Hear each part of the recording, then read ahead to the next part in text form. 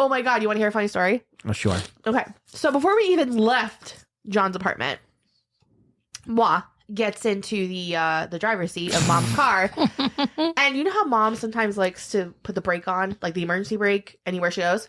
So I was checking for it. So I was flipping all these things underneath. I popped the hood. Of course you did. Opened the gas tank. I opened the Of course. gas And tank. dislodged the trunk. And do you know who had to get out and fix them all? You. Pretty heavy. She's sitting there gripping the wheel in both hands. And she's like, I think I popped the hood. I think I popped the hood. What do I do? What do I do? I'm like, get out and close the hood. Was the red light on the dash and said the brake was on? I don't know. For those of you who can't see Hannah's face, it was the face of, oh shit, I didn't even check that part. Meaning she probably made me get out and look like a clown car in Boston for no particular purpose. But Courtney is like my woman crush. She gets out there, she pops the hood, she slams it back down. And I'm like, that's my bitch. Okay.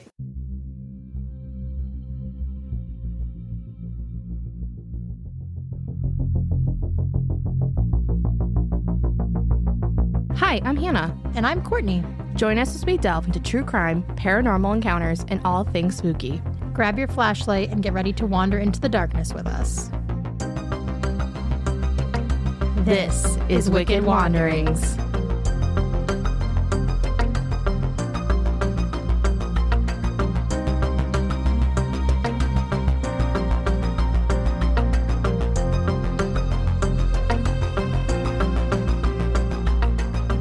Hi, Courtney. Hi, Hannah. Hi, Rob. Hello.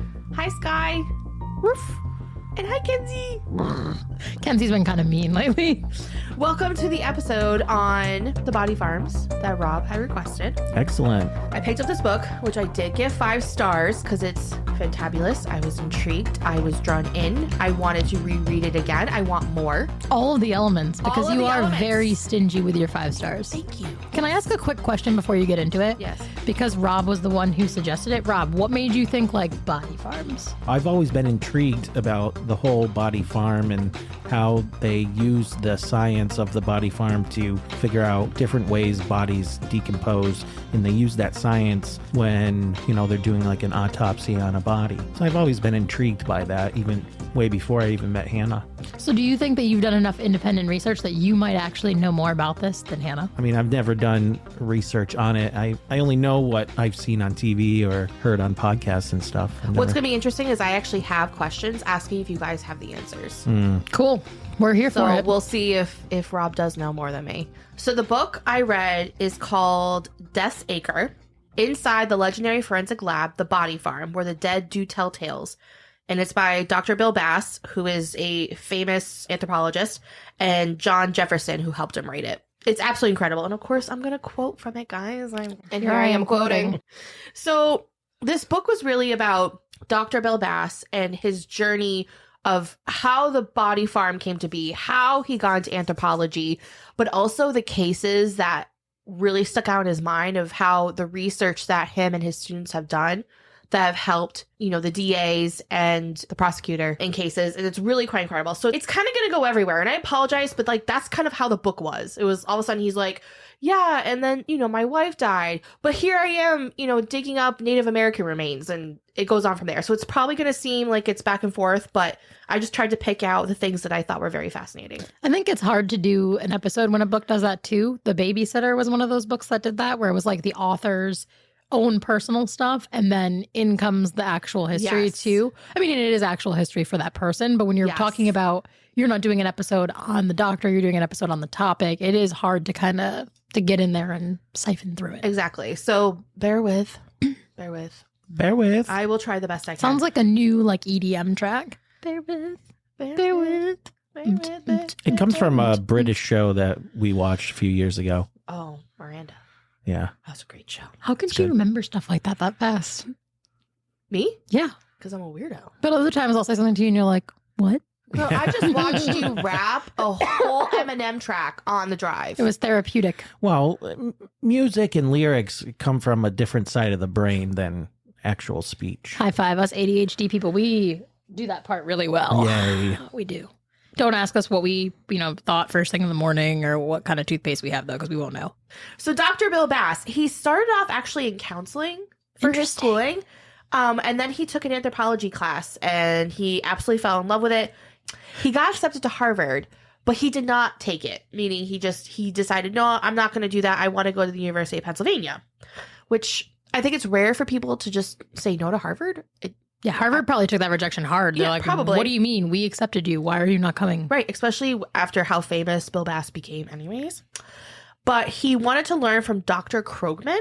And he actually was very famous bone detective in the 40s and 50s.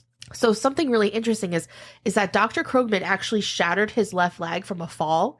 And so him and Dr. Krogman actually lived in the same area. So they ended up like commuting. He would help him bring in. But even after his leg was healed, they ended up staying partners in crime on the way to work. So he ended up getting like extra lessons on their drive-ins, which I thought was so cool. The VIP lesson. Right.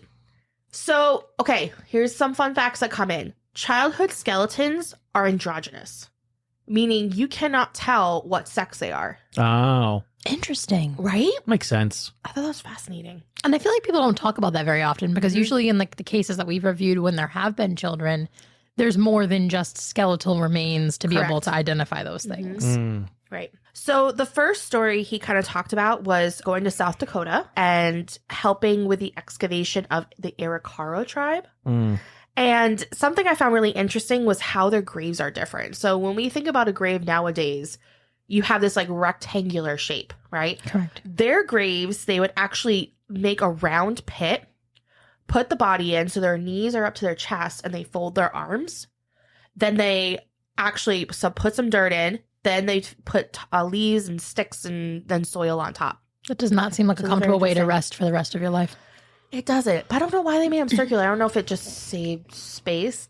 I don't know. But anyways, I thought that was interesting. Maybe there was a cultural piece to the circle? Probably. And something else interesting about Native American remains is that they were being collected like from everywhere. But in 1990, Congress actually passed a law. They could no longer keep Native American bones to be collected. So there was a huge collection in one museum and they weren't allowed to do that anymore. What did they do with them after that point?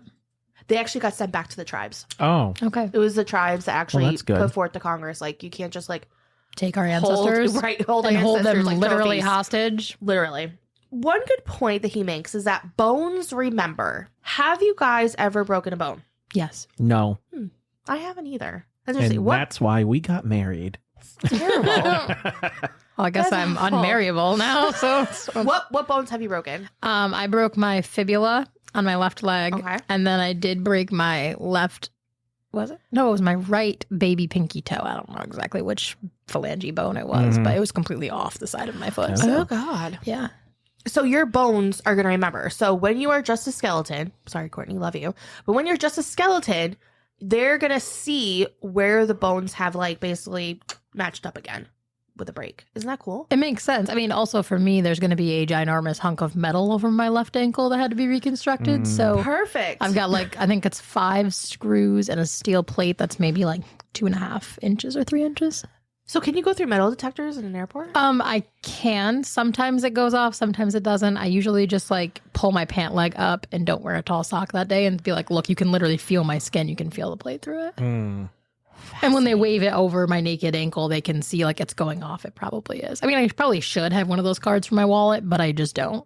Interesting. Yeah. So if you ever try to fly anywhere with me, be aware of that. So for the first question, when examining bones, you need to start with the big 4.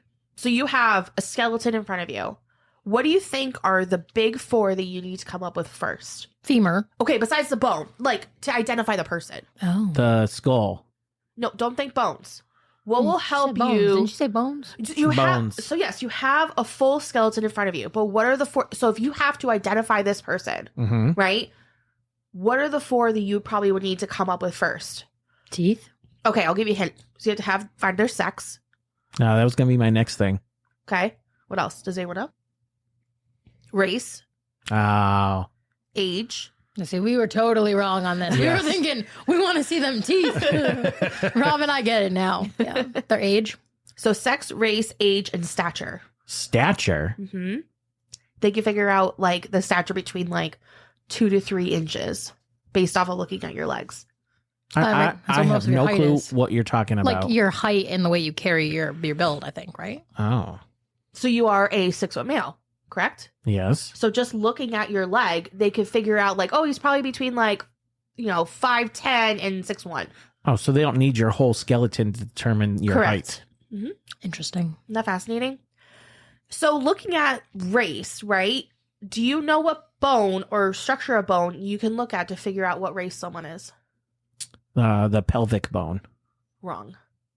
I want to say it was someplace in the facial bone, wasn't it? It's the skull. So you're thinking of the sex, right? Because women's hips are a lot different than a male's. Mm-hmm. I should say a woman, not like you can't with like children, obviously, but me and Courtney would be known, okay, they're a woman because based off their hip bones. Mm-hmm. So we have 3 basic different kinds of races that you can look at. You can have a Caucasoid, which is white people, European. You have Mongoloids, which is Eskimo, people of Asian descent, Native Americans. And then you have Negroids, which is people of African or Black descent. Okay. Something else interesting when you look at the skull is another difference you can tell is the noses. So there is a smaller and bigger nasal passages. So they would be smaller for people of white descent because of the cold air. And they want to keep the cold from getting into the lungs. But they're bigger nasal passages for people of, Black descent of Africa and things because to let the heat in. So they can basically a fan, like it's like an internal fan for them, which I thought was really interesting. So not the heat, but the air. Yes. Let air in. Yes. Yeah. So the skull density is also something. Interesting. White skulls are less dense. A example that he gave is that you don't see many, black males or black females being Olympic swimmers and winning because there's actually, it's like their skulls are denser than ours. So it's harder for them to swim. Not swim, but like swim fast. Oh. Does that make sense? Yes. Yeah, it does. So Dr. Bass, this is an interesting fact, would take bones that still had skin, muscle, etc. on them and boil them Ooh. on his stove at home. That's disgusting. He actually had to buy his first wife 2 stoves because she was like, absolutely not. Like, this is disgusting, which I thought was I feel like really Cousin Mark would get a real rile out of Yes. that because he's immediately thinking in his head, I know you are, Mark. You're thinking about the hand and my discomfort with gloves. I know you are. That Stop actually thinking about it. That actually came up in this book, how they would take the skin Lovely. off. And I thought of you when they would put the I want to skin be and do known the for fingerprints. something other than like meat hands. Can I just be known for something else, please? Anything. I'm begging you guys. So Bass starts being called to crime scenes, and Dr. Bass considers the camera the most important part of the crime scene equipment. Why? Well, because it documents what the crime scene was during that actual time. Right. It would show the bones where they naturally were, is what I would imagine as a photographer. I would want to see them the way they naturally were when they were discovered, because once you take them in for cleaning, they're not going to be in the same pattern that they were in, is the way I would think about it. Okay. I think that's what Rob was trying to get at. And once you contaminate a scene, right, whether you have little booties on or not, like, it's done. Right. It's over. Those first crisp pictures are like when the scene, like he said, like it's pristine. There's nothing else on it. So he actually had a student that, like, that was his thing. He took the pictures. And when in doubt, take more was kind of his motto. Yes. So actually, one crime scene that they actually did, the pictures were what caught the footprint of the killer. Oh. They cordoned off the scene. They called the anthropologist in. His students started taking pictures. He went to the basement, and there was like this layer of dust on the floor. And he actually caught the footprint of the killer, which actually helped win the case. Which is surprising too, because I think a lot of people think like crime scene photography, there's no skill to it. Yep. I mean, there is. I feel like even just taking photos for a hobby, there's a skill to every kind of different thing you're going Right. to try to capture. If you had the lighting wrong, you wouldn't have seen a footprint in the dust Right, at all. exactly. Especially in a Exactly. basement. Yep. Dr. Bass also had a burn victim. So when bodies burn, I thought this was interesting. The arms and legs act like kindling. They actually like shrivel up towards the body. If you have a victim where their arms and legs are straight, it's actually a good indication that they were probably restrained. Oh. Interesting. I really like that. So thinking about cases you've probably seen on TV and stuff, I'm trying to like remember if I've ever seen how the arms shrivel and stuff, but I don't know, I thought that was really interesting. I don't feel like I've often like come across that, whether it's in shows or in anything I've been reading where they talk about the bones specifically. There is one book. I wonder if I can remember. All That Remains, maybe is the name of it. It's also about bones. That's on my TBR, but I haven't read it. Oh yeah, that's on mine. It's up there. I started to somewhere. read it and it was a really good book, but I had lost somebody in my family right at the same time that I was trying to read it. And it was just a little bit too much death for the personal situation that I was Absolutely. in. So soon Dr. Bass decides to join the University of Tennessee. As a man that's an anthropologist and he was working with the police force, he noticed a complete difference between the Kansas bodies, which had these like this clean sun bleach to all the bones, and then the Tennessee bodies, which they were rotting and maggot laden. Why? Soil differences. Well, if it's sun bleached, I mean, obviously it's getting more sun. Sorry, so it's the environment. Yeah. It was a lot hotter and drier in where he was in Kansas, and then he gets to Tennessee where it's a moisture air. So I thought that was also interesting. So, oh my gosh, this story got me. So there was a fisherman, and he found a floating corpse with no head. So the local newspaper, this it must have been a small town, put out basically like a bolo, right? They put out the story, and they're like, hey, if you found a head, can you please bring it to the sheriff's department? As if that wouldn't have been the first thing without somebody telling you that you would have done with a head. Yeah, right. And first of all, don't bring it to the sheriff's department. Just like you were saying, leave it where it is and call the sheriff's department. Oh, God. One skull was brought in, and it was old, and you can just tell, like, okay, this isn't the most recent fisherman. It was also not white male, which is what they were looking for. Bass was intrigued. He's like, well, whose fucking skull is this? They put out a second bolo. If you find a body, could you bring that to the sheriff's department also? We got a real problem coming here. So they ended up finding out that a junkyard dealer had it because he got a car from a local of some sort. And the skull was in a 5-gallon paint bucket in the car's engine compartment. Just the skull. How would you even fit a bucket in an engine compartment? That's what I was wondering. I don't know if it was a really old car. And the It must have been. Or maybe one of the ones where they have like the engine in the back. And that's what I was wondering. So rear engine. They ended up finding out that the skull was from World War II. Wow. And the car owner was a World War II vet. And he found a crashed Japanese plane, saw the skull, and took it as a trophy from the war. The man was Japanese that was died. So he took the skull. He made a hole in the bottom to put a light bulb through to make Halloween decoration. Oh, God. And apparently this was common, where our vets from this war actually would take skulls home as trophies. There's a lot wrong with that statement. Yes, There's a lot wrong with that statement. There is definitely a lot of questionable things there. Very questionable. But it's just interesting to me, like all the way in Tennessee, you have a skull of a man that was from Japan that fought in the war. Like that to me is like, you're desecrating a body. Like, I don't care if you're at war or not. That's just not okay. There's got to be some bad karma associated with making someone's actual head into a Halloween decoration. Yeah. There's got to be. So the body farm was started in 1981, and Bass was about to embark on some amazing scientific discoveries. And of course, he didn't do it on his own. He had his students which they really branched out into like studying bugs and like going from larvae to maggots to flies and how long it takes for bodies to decompose. They were putting them in water, soil that wasn't like maybe 2 inches deep. They were putting them in cars to see if the heat of the car was making it worse. Like they were trying every which way. And one research avenue was maggots. I know. Gross. Not a great topic. I know. Guys, if you're eating, you might want to finish eating first. The larvae that hatch from the flies, they lay an egg, right?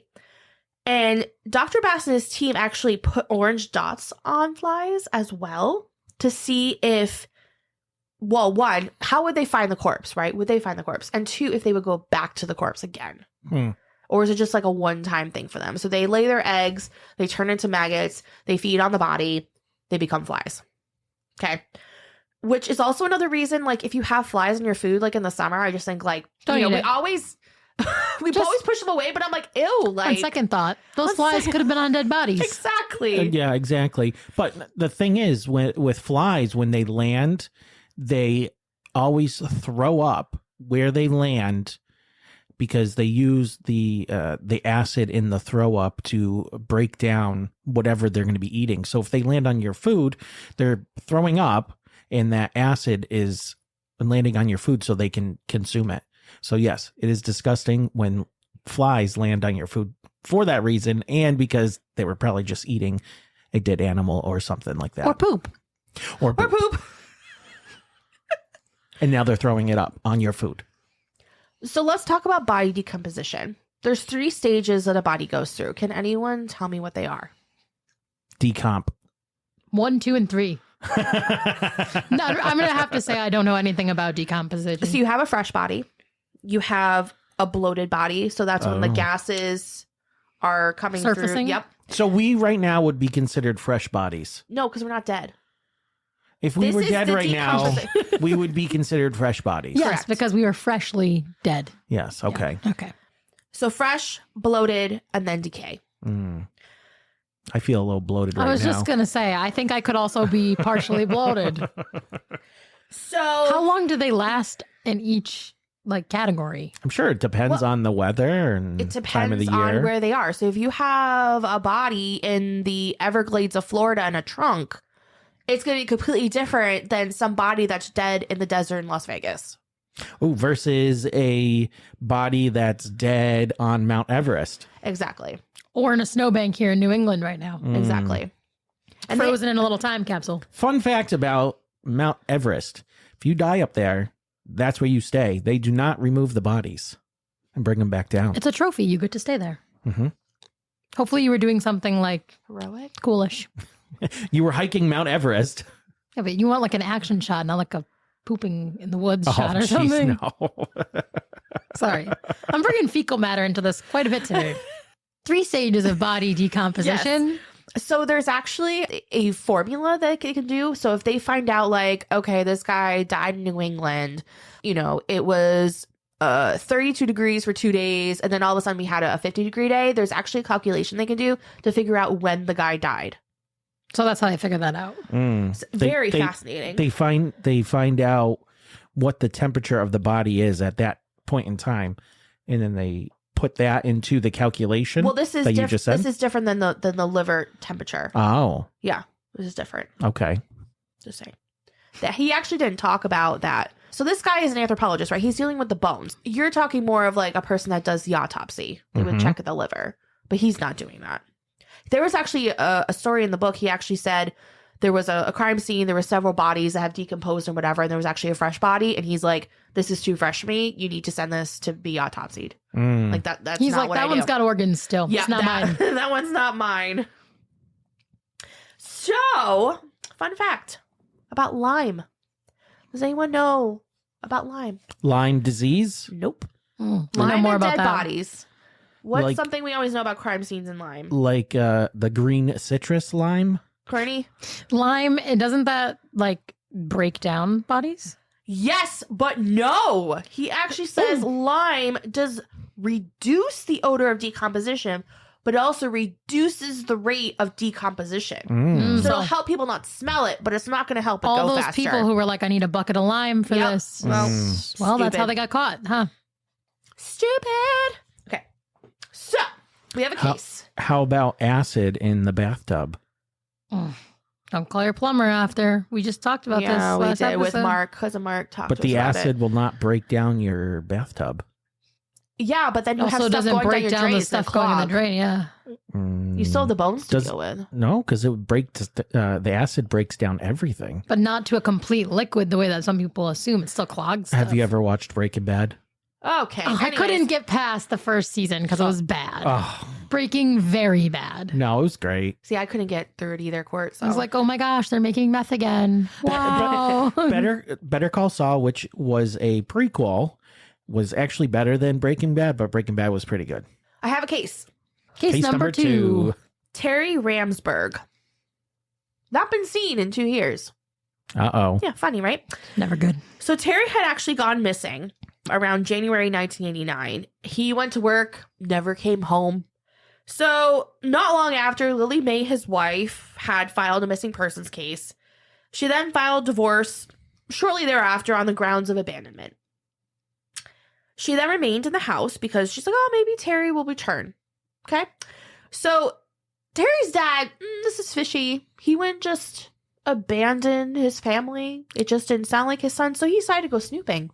And he went snooping in the house. And wouldn't you know, he went to the crawl space. And what does he find in the crawl space? Terry. He found Terry. So I'm sorry. Wait a minute. Back it up. Dead body, Terry. Yeah. Okay. So Terry's ex-wife at that point, right? Because she filed for a Mhm. divorce. then decided she wanted to stay in the house where the dead body already was in case he decided to return. That's weird. If you're divorcing somebody, you're like, nah, you abandoned me, bye. Right, which obviously she was trying to make sure that no one found the body. I mean, there's got to be, I can't understand people who put bodies in their walls or in their house. You live there, for Christ's sake. People are going to notice. And if there's a body in there, who do you think they're looking at? Well, exactly. It's definitely not somebody else. Exactly. Oh my goodness. But no, and she married very shortly after. That's like with the local case that we covered, Stuart Welding. He was putting the dead bodies in his backyard. Why? Seems like the first place somebody would look. Mm-hmm. I just have a fun quote from him. And here I am quoting. Basements. Why are crime labs and morgues always in basements? Why not up on the upper top floor with big corner windows looking out across the city or the countryside? Just because some of us like to look at bodies and bones, that doesn't mean we wouldn't appreciate a nice view out a window every now and then. Because they don't want people looking in from outside, duh. Or they don't want the sun to mess up stuff. I mean... Or they just don't like the overhead light. You can get windows that with certain reflection that you still can look out, but no people can look in. So what's the reason? There isn't. He was just going on a rant, and I appreciated the quote. I mean, to be fair, I do also hear creepy things about attics very often. Mm-hmm. There's a negative connotation for me with the word crawl space after how many true crime things we've done, because there's never not a dead body in the crawl space. Yeah, true. Mm. So another fun fact, like with the lime, fire is not the easiest way to get rid of a body. That I could have told you. Yeah. It really is not. So he obviously said the fatter the person is, the easier it is, but it's not, it doesn't really. It's not a complete job. Yeah, the fat turns into fuel for the fire. Right. So if you're going to burn somebody, don't let it be a skinny one. Yeah. My last case I'm going to talk to you guys about. Case 3. This case in 1997 in Tennessee. And Dr. Bass was called to help with it because, the police department wasn't so sure about it. They ended up at a house of a man named Matt Rogers. And right away, Bass sees a burn barrel, as you do in the South, with a bone sticking out of it. And Matt, who is the perpetrator, says, "Oh, that bone, my dog caught it in the woods and it's a goat bone." Goat? Yeah. Like greatest of all time bone? Tom Brady bone? So he found the bone, right? And police department didn't believe him, so that's why they called Dr. Bill Bass. And right away, Bass is like, that is definitely a human bone. And so come to find out, Matt actually killed his wife, who had been missing for 11 days, because she said 11 days prior, "I'm going to leave you and be with so-and-so guy." And he didn't like that. That was another case that he had solved. Oh. Okay, I'm going to talk about the body farm. Yay! But there's really nothing to talk about. Like, this is his story of how he came to talk about the body farm. Okay. But the body farm is really just where people donate bodies and they talk about the decomposition in different areas. Like I said, the water. I talked about shallow graves, in cars. Some are buried under a tree instead of right out in the open. Mm. So can people just sign up to donate their body to body farms? You can. Is that different than donating to science?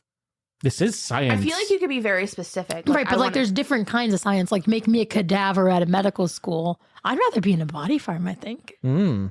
I do also want to be cremated to become a tree, though. So I'd like to be cremated and shot into space. So I'm very hesitant of cremation now, because there was actually one of his last stories he talked about in the book about how there was this crematorium, thank you, down in the South where they were not cremating the remains at all, and they ended up finding over 200 bodies on this property of different decomposition of people's bodies, and they weren't cremating people at all.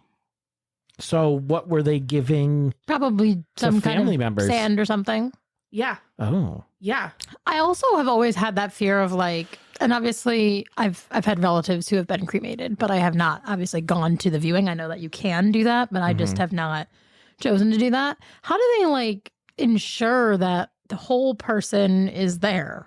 From what I understand about when they were talking about the cremation process, it sounds like it's very calculated, and how they have them on the stretcher, they have them literally in a cardboard box, right? And that's stapled on a gurney. They just kind of push them in, and they have the temperature reach to a certain height where obviously the staples are going to come off, but then they actually make sure with a magnet to make sure the staples aren't in the cremated remains. And there's actually a pulverization where they take the rest of the bones and they literally put it in a blender. Mm. Well, it's not a blender. It's a pulverizer. But it's, they Yes. gave the blender as a... Well, because when you burn a body, it doesn't burn everything. The bones are still there. The more we they have- talk about cremation, the more I think I'd like to go to the body farm. So they have to take the bones and put them inside of this machine, and it pulverizes them, and that's how you get the powdery substance. I mean, that makes sense, but it's just not great to think about. Something also he actually found calculations for was one family that he worked with that they're like, this is the bag that they gave us of remains. And he's like, this is like several ounces off from what a full body for a male should be. So the full body for a male should have been a little under 8 pounds. And that's definitely not. They had like 5, right? Even a woman is supposed to be around 6.5 to 7. And he actually weighed like 50 different bags of female and male just to see like what the average was. So like that was obviously Really off. curious guy.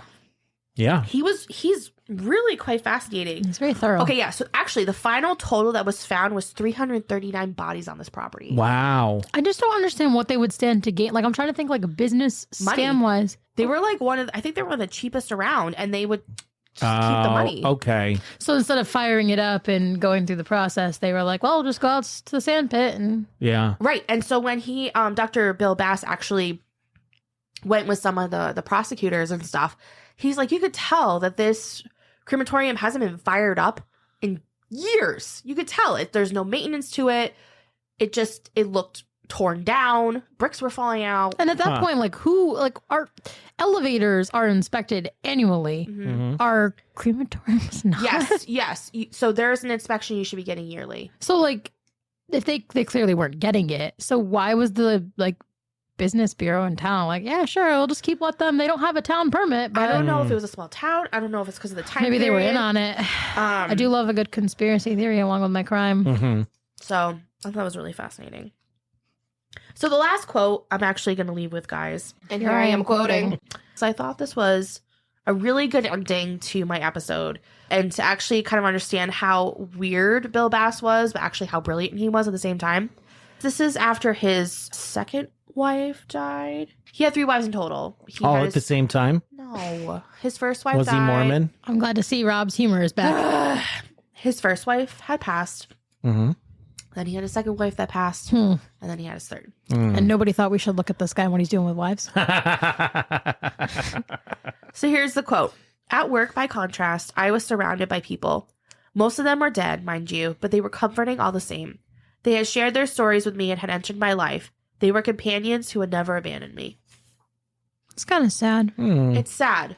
He was very lonely at that time he wrote that, but I loved this book. I absolutely found it so fascinating. I almost thought I missed my calling. Mm-hmm. It should have been in anthropology, but nevertheless, Death's Acre, I recommend.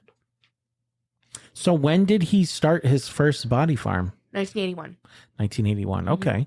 So they're relatively new in concept. Yes. And how many body farms are there across the country? I only know about this one. That's it? Yeah, he was a trailblazer. Wow. I wonder if there's something you can Google. Is that Googleable? Probably. I can't do it because I'm Googleable? holding Sky's face right now. Googleable. Well, that was great. That was great, Hannah. Was Great it? history. Yeah, no, that's good. Courtney, Yes, Rob. I thought it was great. excellent. I can honestly say I know more about body farms now than I did before, though I didn't really spend much time thinking about them. I'll be honest. It's not something I thought about a lot. So we haven't done this in quite a few episodes. Do we want to do a card? All right, pick a card, any card. All right, so we have the 10 of spades. Okay. That's spades, right? Yes, that's a spade. I love that Hannah turns it around to ask every single time. It's one of the cutest things about Hannah. God. Lennon or Lenny Valerio. On June 2nd, 2018, at approximately 1:14 a.m., the victim was found shot multiple times, lying in the roadway on Reservoir Street in Holden. The victim has ties to the mob gang out of Worcester. And of course, if anyone has any info about this case, please call 1-855-MA-SOLVE. So sad. So How old was such a he? handsome Did it say? kid. Does not say, but he can't be more than 20. Yeah. That's really sad. It's very sad. So sad. All right. Well, thank you, Hannah. Yes, thank you, guys. Hannah. And it was great to be back on the microphone here. Yeah, someone needs been to a hot stop being minute. so busy, Rob. Well, you know what? Every time I go play Airsoft with Pizza Man, you guys decide to record, and then I miss out. You know what the fun thing is? What's that? Cousin Mark talked about Pizza Man. If anyone was listening to our last couple episodes, he has no idea who Pizza Man is, and it's the best. It's the best that we keep the identity hidden. I think it's so funny. He's like, I want more episodes of Pizza Man. And Courtney's like, do you know who it is? He's like, no. And then I go ghost on our conversation. Sorry, Cousin Mark, don't take it personally. That's how I text everybody. All right. Well, thank you guys. Yes, thank you. I don't And- know what I'm doing next, but All right, well, we can't wait. all right. Bye, guys. Bye. Bye. Thanks for listening today. Wicked Wanderings is hosted by me, Hannah. And co-hosted by me, Courtney. And it's produced by Rob Fitzpatrick. Music by Sasha N. If you enjoyed today's episode, don't forget to leave a rating and review, and be sure to follow on all socials. You can find the links down in the show notes. If you're looking for some really cozy t-shirts or hoodies, head over to the merch store. Thank you for being a part of the Wicked Wanderings community. We appreciate every one of you. Stay curious, keep exploring, and always remember to keep on wandering.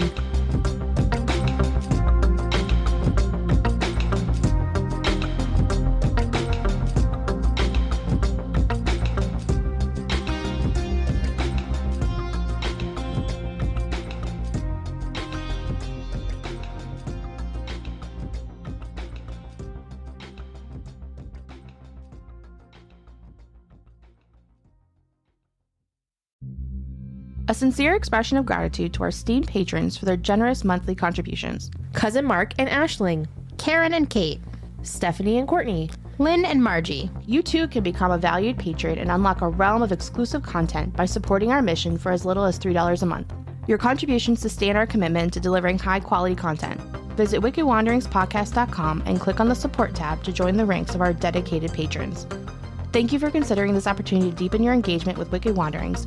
Your support is paramount in enabling us to continue our journey into the realms of mystery and true crime.